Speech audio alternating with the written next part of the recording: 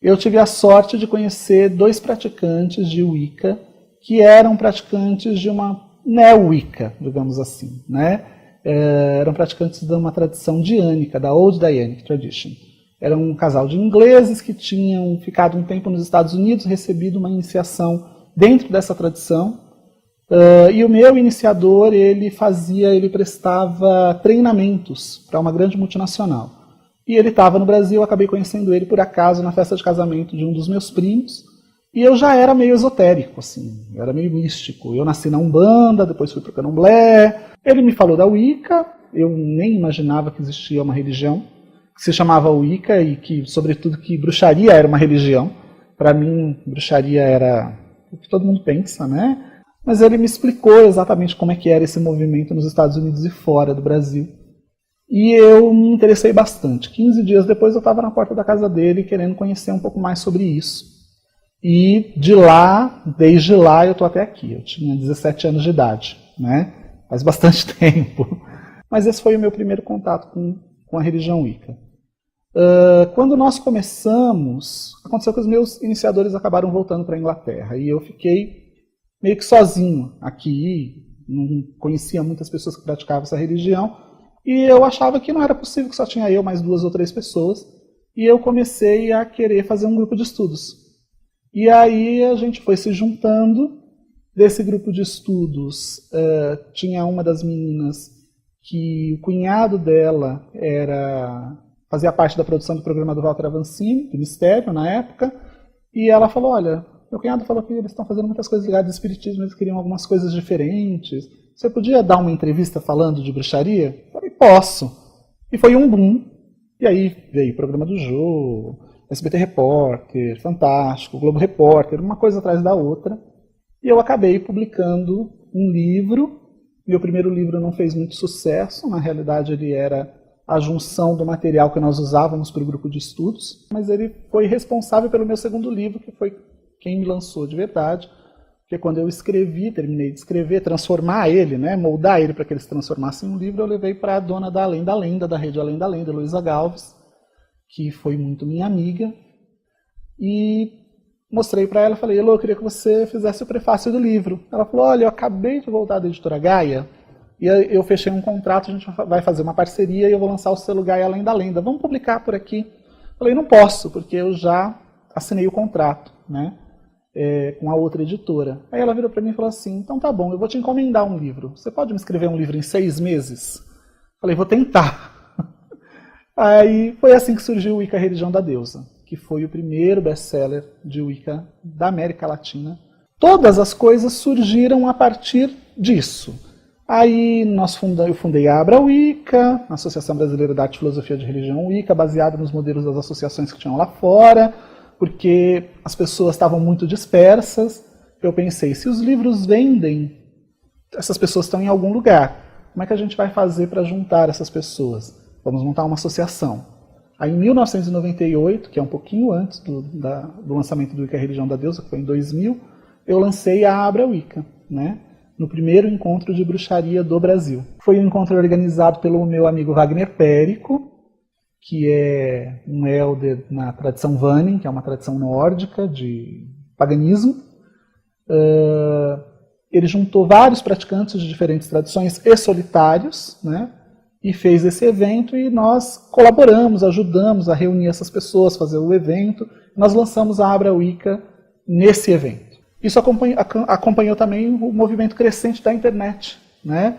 Conforme nós estávamos conseguindo contatar essas pessoas, a internet também estava se difundindo no Brasil. Nós percebemos que as pessoas foram se juntando, e aí começamos a fazer rituais públicos e encontros para reunir essas pessoas. Nós fazíamos os encontros das salas de bate-papo. Aí eu percebi que a coisa tinha tomado uma dimensão gigantesca, quando em 2001 nós anunciamos um Soen, e nós fizemos um ritual. Falei, não vai vir ninguém, né? Mas eu queria fazer num lugar aberto. Vamos tentar ver se a gente encontra um lugar amplo para a gente poder fazer alguma coisa mais interessante. Quando eu cheguei, tinha mais de 700 pessoas em uma fila para um ritual. Eu falei, nossa, isso cresceu demais, né? E aí nós começamos a nos organizar melhor. Então aí acabamos criando uma sede para a Abra Wicca, começamos a fazer o EAB, o Encontro Anual de Bruxos. Eu fui iniciado em outras tradições, né? Eu tenho outras iniciações, não só na Udayana. Eu sou sacerdote da tradição gardneriana, eu sou arquisacerdote da Fellowship of Isis, eu faço parte, né, da União da FO, enfim. Inclusive no ano passado, em 2014, eu consegui um feito inédito, que eu fui ordenado pela Susana Budapeste. A Susana Budapeste, ela é a mãe do odianismo, né? E ela é a fundadora da primeira tradição odiânica, que é a tradição odiânica feminista, que até o ano passado só iniciava mulheres. Ela nunca tinha iniciado um homem, ela sempre disse que homens não serviam para praticar bruxaria.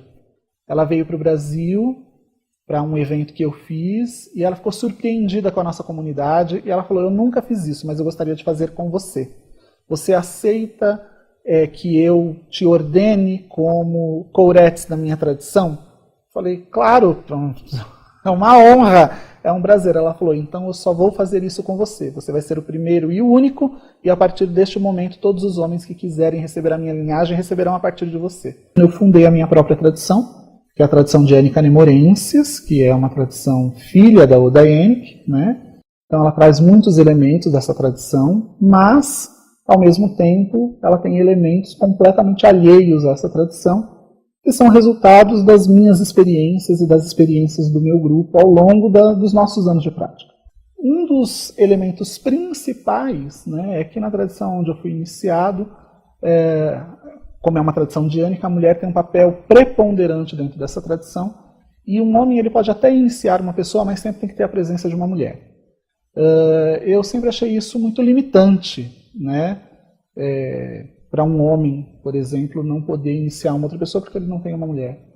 E então eu decidi romper com esse padrão da tradição, e hoje na tradição odiânica nemorensis, homens e mulheres iniciam homens e mulheres indistintamente, né? E é uma coisa atípica na Wicca. Nemorensis é um nome que vem de um antigo culto a Diana, no lago de Nemi, na Itália, onde existia... Foi o único culto que a Diana ela é conhecida como a deusa caçadora, cujo culto era exclusivamente feminino. Em Nemi, né, próximo a esse lago, é o único registro de culto a Diana que nós temos, que existia um sacerdote que se chamava Rex Nemorensis. Nemorensis significa bosque, né? Então ele era o rei do bosque. Quando eu percebi que eu ia transformar a minha tradição em algo completamente diferente, e que o homem ele ia ser elevado ao mesmo papel da sacerdotisa dentro da minha tradição, em pé de igualdade literal, eu decidi usar esse nome. O fato de a minha voz ser uma voz muito forte no Brasil, os meus livros serem livros muito influentes no Brasil, acabou também fazendo com que eu tivesse uma resistência menor. Talvez se eu estivesse nos Estados Unidos ou em outro lugar, a coisa fosse um pouco diferente, né? Mas hoje a tradição já está com quase 13 anos, então quer dizer, ela provou que ela é funcional, né? Ela sobreviveu, porque as tradições, como eu falei, surgem todos os dias, mas morrem no dia seguinte, elas são natimortas.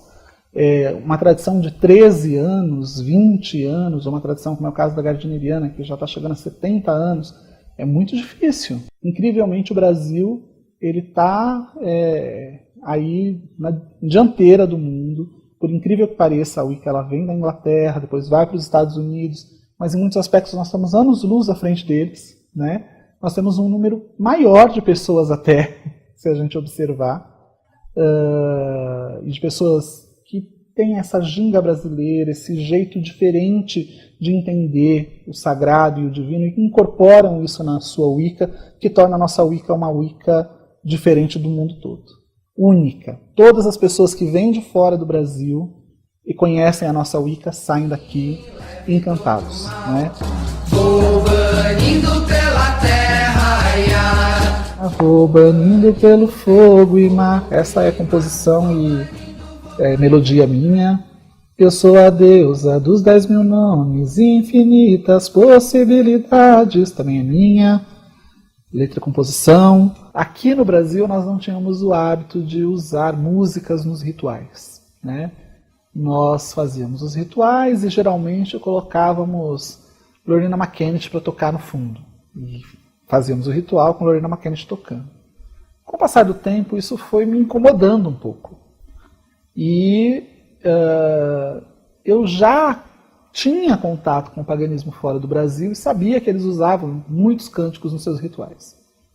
E que a gente acabava não usando porque não era o nosso hábito, né? Não tinha ninguém que tinha feito, traduzido ou trazido esses cânticos ou criado cânticos para serem utilizados nos rituais. Então, o que a gente começou a fazer? Nós começamos a trazer fitas cassete, na época, de fora do Brasil, e a gente importava essas fitas para nós começarmos a criar as primeiras versões dos cânticos. Muitas vezes as fitas chegavam desmagnetizadas, porque quando passava pela alfândega, eles colocavam no imã, né, para ver se não era nada explosivo, e a gente comprava isso por preço de ouro líquido quase, era muito caro. Era difícil importar, era difícil chegar, e era difícil chegar intacto, né? Quando chegava era uma loucura, a gente gravava a fita, mandava um para o outro e tal. E aí nós fomos traduzindo os cânticos mais tradicionais da Wicca, que surgiram nos Estados Unidos na década de 60, 70, entre o movimento hippie. Muitos desses cânticos ninguém nem sabe quem são os autores.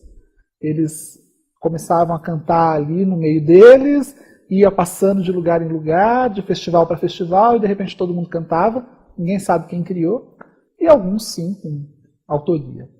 Começamos a traduzir esses cânticos, a fazer as versões desses cânticos, e começamos a introduzir esses cânticos dentro dos rituais, os nossos rituais abertos de Wicca.